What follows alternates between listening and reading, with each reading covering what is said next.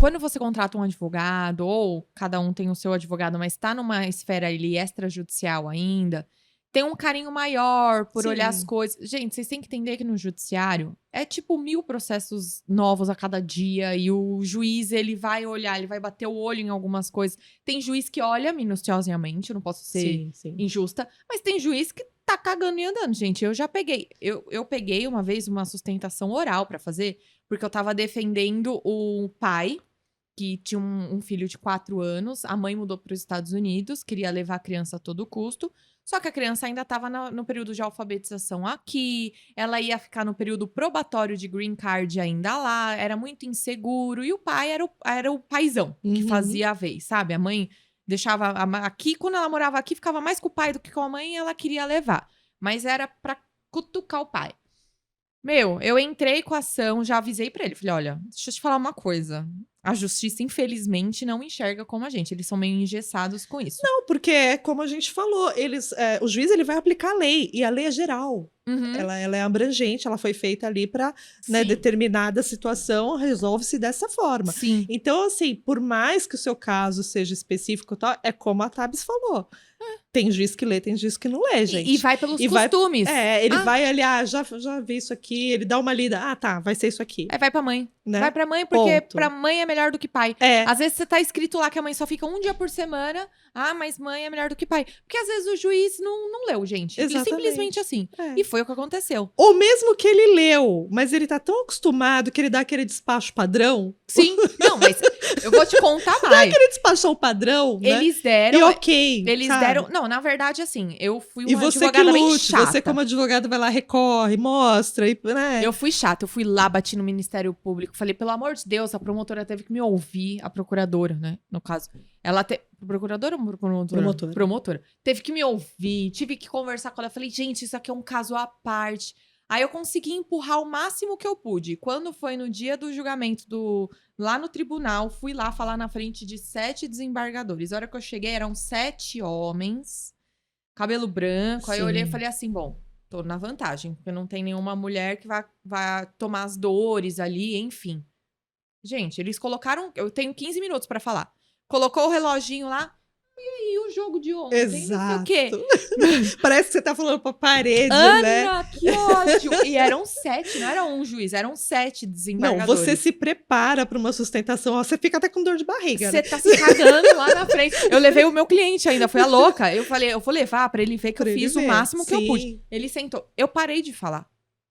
Aí Esperei o juiz eles olhou, pararem de... terminou, doutora? É? Você terminou? Não, eu tô esperando vocês me ouvirem. E ouviu? Ouviu nada, a decisão já tava proferida. Já tava pronto, o voto já tava pronto. Dane-se o que eu tava falando. E sabe o que eu ouvi? Que mãe é melhor do que pai. E a criança já tinha 7 anos, porque foi demorando o processo, né? Demorou 3 anos. Que a mãe é melhor do que o pai, para uma criança pequena, e que os Estados Unidos têm mais oportunidades do Pra que o criança. Brasil. Aí na hora eu falei assim, nossa, eu tô ouvindo isso da justiça brasileira. Difícil, aí. né? Representantes do Estado... Que eu fiquei muito puta. Eu falei, como assim? Você veio falar que morar lá é melhor do que morar aqui? Mas eu vou te falar que advogado raiz faz isso, né? Porque hoje em dia, com processo eletrônico, eu falo, quando eu comecei a advogar, você distribuía uma ação, você ficava lá esperando para ver com qual juiz caiu, e você ia lá despachar a inicial com o juiz. Exato, né? pra dar aquela tipo... É. Não é nem charme, gente. É do tipo, ó, meu caso é um caso... Eu acho que os juízes ficavam assim, né? Os chamados embargos auriculares, né? Mas funcionava, menina, funcionava. Dependendo da situação, funcionava bem, né? Hoje em dia, você vai despachar com o juiz fala assim, a senhora já colocou a petição nos autos? Já? Ah, então eu vou ver. Dificilmente o juiz assim quer te como receber. Eu faço com os outros, eu vou fazer com o seu. Dificilmente o juiz quer te receber. E quando ele te recebe é numa má vontade. Ai, por isso que eu não dei certo no direito de família. Porque todo caso, pra mim, era caso de ir lá no fórum. E eu passava muito nervosa. Mas a maioria é. A maioria é. Porque quando você vai, conversa, explica pro juiz, ele, obrigatoriamente, ele vai ter uma atenção pro seu caso. Vai chegar na mão dele, ele vai lembrar, aquela advogada veio aqui, não sei o quê. Ele vai lembrar. Então funciona. Né? Então, hoje é difícil, mas às vezes você 880, né? Funciona do tipo, ela veio, então ela tá se importando. Então, nossa, ela encheu tanto saco, deixa eu dar não aqui. Que aí vai pelo menos pro tribunal. Voltando pro nosso assunto, eu tô com um caso na defensoria que é bem isso. O pai quer a guarda, tá? E a mãe digamos assim, não é muito né, presente. A mãe, ela joga. Relapsa. Ela joga, né? Ela tem o vício do jogo, né? Então, enfim. E as crianças ficam meio que largadas. Como tem uma que é maiorzinha, são 3 crianças.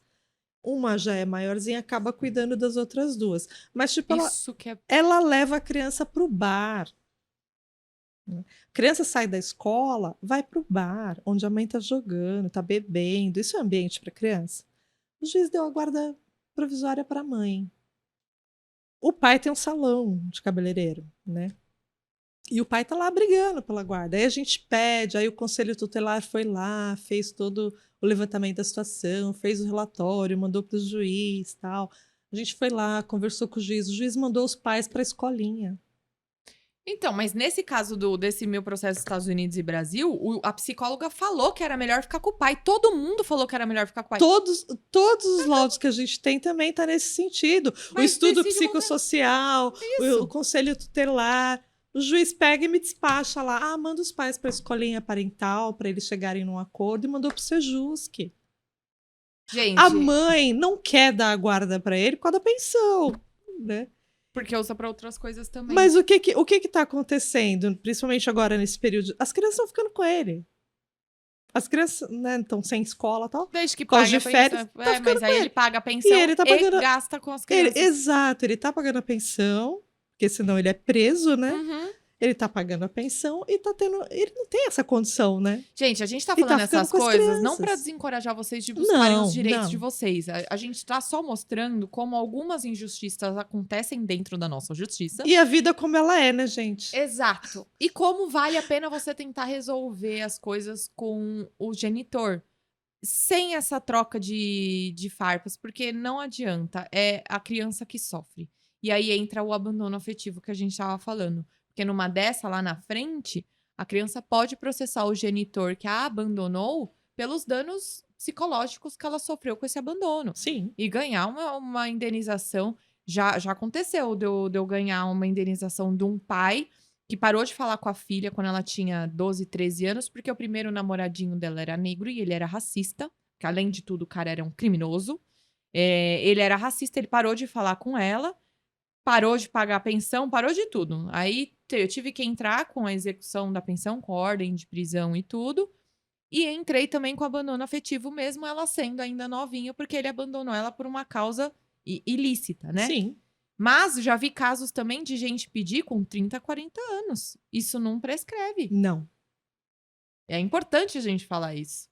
A hora que eu falei isso na sala de aula, eu falei, porque as atitudes do pai e da mãe de vocês podem sofrer consequência a longo prazo, porque vocês podem pedir indenização por perda de oportunidades que ocorreram na vida de vocês. As crianças, tudo... Porque hoje em dia também tá foda. É isso de educação. Os adolescentes estão muito difíceis. Eles têm acesso, né? Então aí a internet tá aí, eles têm acesso a tudo. Né? Só que eles usam isso como ameaça. Se você não fizer isso lá na frente, eu vou precisar porque a Protábata falou. Falei, meu Deus, vai dar reunião de pais, vai ter uma fila quilométrica. Mas como assim? Eu vou te falar de mim agora, assim, quando os meus filhos eram pequenos, né? Licença, eu vou pegar. E eu trabalhava e tal, eles ficavam em casa, eu morava com a minha sogra, então eu morava na casa de baixo, minha sogra na casa de cima, ela tava sempre ali de olho, né? Uhum. E eles ficavam em casa. Eu pagava eles... né, para fazer pequenos serviços domésticos, né? Lavar a louça, recolher o lixo, cuidar dos cachorros e tal, né? Que é a mesada, na verdade. A famosa mesada. Era uma troca, porque hoje né? em dia as pessoas acham que a mesada é por mesada, não é fazendo nada. Meu filho veio para mim e falou assim, eu vou te denunciar no conselho tutelar por abuso do trabalho infantil. Você fala, gente... Ele tinha uns 8. Ele estudou na escola que eu dei aula? Mas filho de advogada, né? Mãe, eu vou te processar por abuso de trabalho infantil. Eu falei, é mesmo? Vai lá.